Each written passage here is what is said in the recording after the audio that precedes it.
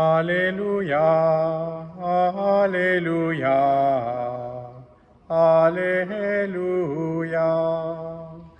Alléluia, Alléluia,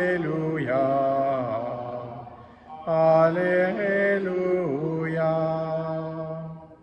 Allez de toutes les nations, faites des disciples, dit le Seigneur. Moi, je suis avec vous tous les jours, jusqu'à la fin du monde. Alléluia, Alléluia, Alléluia. Le Seigneur soit avec vous.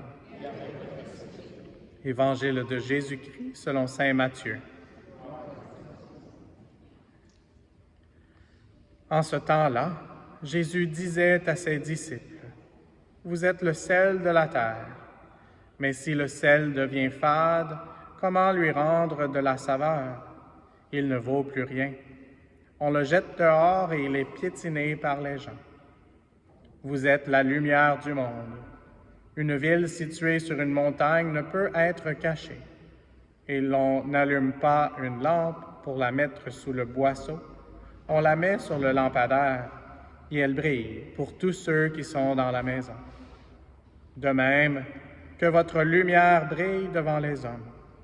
Alors, voyant ce que vous faites de bien, ils rendront gloire à votre Père qui est aux cieux. » Acclamons la parole de Dieu.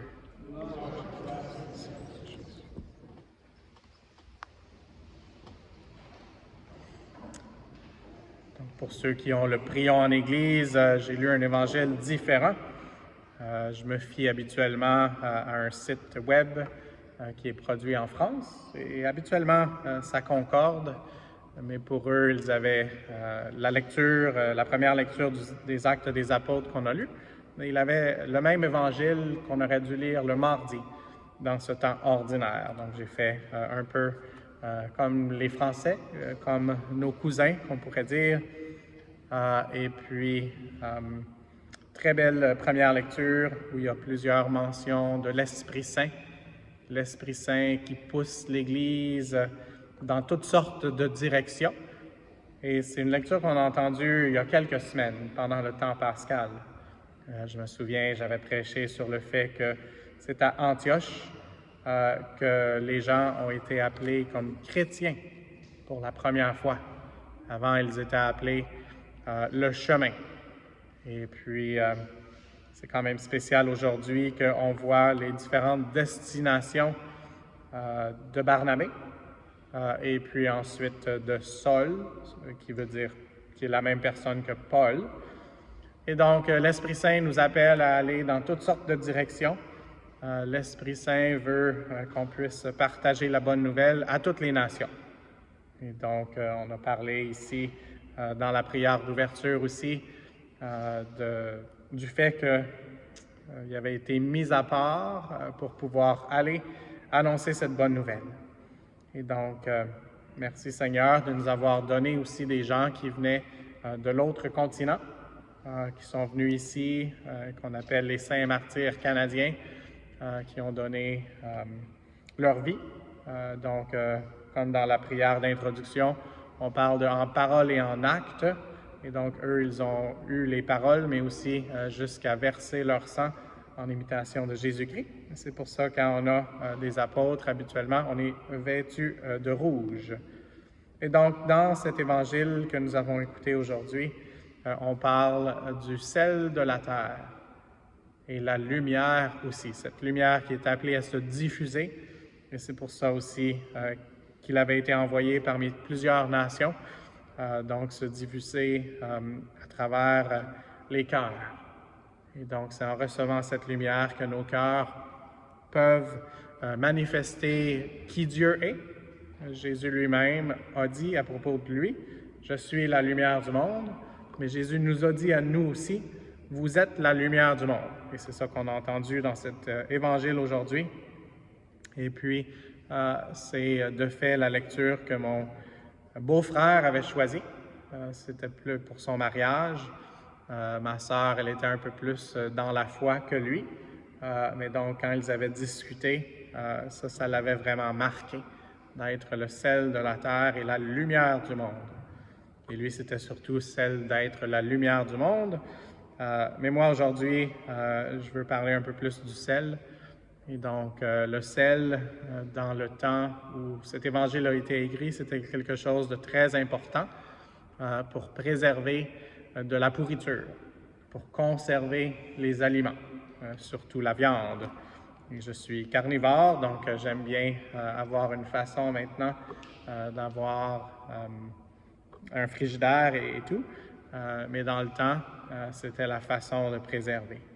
Et donc, cette image parlait peut-être un peu plus fort qu'à nous. Et donc, notre mission de devenir le sel de la terre, c'est d'aider contre la corruption. Et la seule façon qu'on peut faire ça, c'est en acceptant la miséricorde de Dieu, parce qu'on est tous pécheurs, et puis l'Esprit Saint qui nous sanctifie pour qu'on puisse rayonner et puis qu'on puisse essayer de se baser pas seulement sur les valeurs terrestres, mais sur les valeurs de l'au-delà, pas seulement sur les choses qui ne durent pas, mais sur ce qui est immortel, nos âmes qui ont été créées immortelles et nos corps même qui seront réunis à la résurrection des morts. Alors, prions les uns pour les autres aujourd'hui pour qu'on puisse recevoir encore plus efficacement l'Esprit Saint pour pouvoir être envoyé. Et on n'a pas besoin de regarder trop loin, juste autour de nous. On a à recevoir la bonne nouvelle et à la transmettre.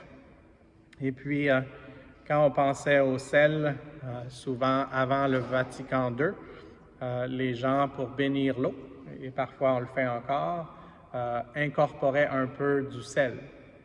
Et donc, c'était un symbole et c'est quelque chose de fort. Maintenant, l'eau bénite, habituellement, n'inclut pas le sel, mais en pensant à l'eau bénite, c'est pour nous rappeler le baptême.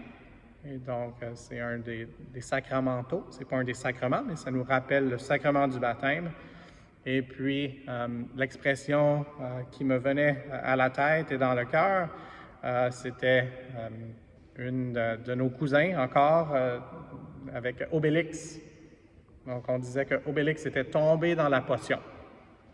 Et donc, nous qui avons été baptisés, il faudrait qu'on puisse démontrer la force de l'amour, la force du service, comme Obélix le faisait.